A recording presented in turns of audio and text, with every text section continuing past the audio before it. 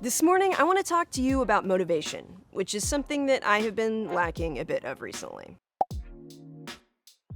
As a former theater kid, I'm used to rehearsing, and then performing.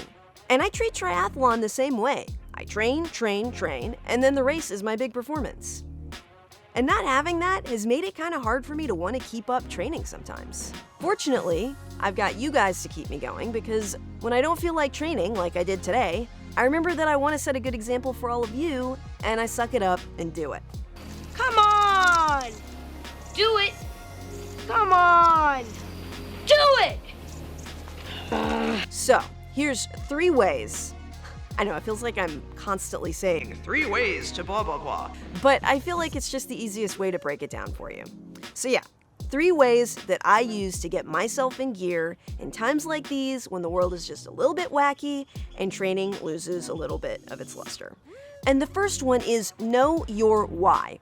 When you break it down, why did you get into triathlon in the first place? What is your ultimate goal? Knowing this and coming back to it every time you get a little bit sulky will help you remember why you love triathlon in the first place. Mine was initially to get in shape and lose weight, and it still is. But a couple of years ago, after I'd lost 10 to 15 pounds, I started getting a little complacent, and I wasn't training with purpose. Wax on. Right the hand to make a suckle. And then Kona happened, and that turned out to be the why of all whys. It took me from dabbling into triathlon to becoming utterly obsessed. It took me from mediocre at best to marginally competitive, in local sprints at least. And then I just did it for the joy of racing. So what's your why? When times get tough, what is the thing that makes the juice worth the squeeze for you? The second tip that I've got for you is have an A race, meaning an event that is a big deal for you and that you dedicate time to train for. This could be your first 5K, a half marathon, a triathlon, but make sure that it's a challenge. I just signed up for the Dallas Marathon for that exact reason. I needed a challenge. My initial goal this year was just to get faster, so I was going to hit every sprint triathlon in the area. But that didn't exactly work out, so I had to pivot. Pivot!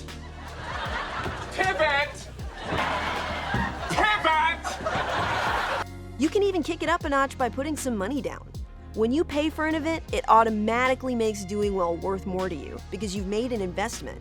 Now, I'm not telling you to go drop $1,000 on an Ironman, but if you can afford to drop $40 on a 5K, you just see how much more you're willing to train to make it worth your money.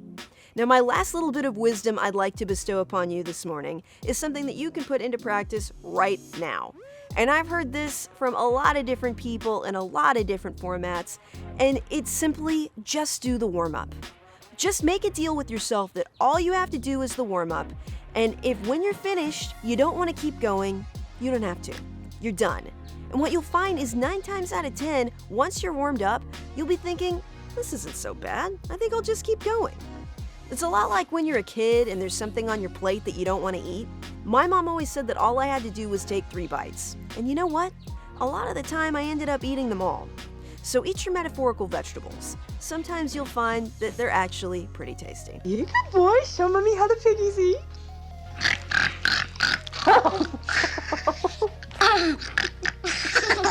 And that is my little nugget of wisdom for you today. And I hope that it helps you the next time you're feeling like you just really don't want to do something. So, have a great day. Check back next week. We're going to learn something cool. And I'll see you then.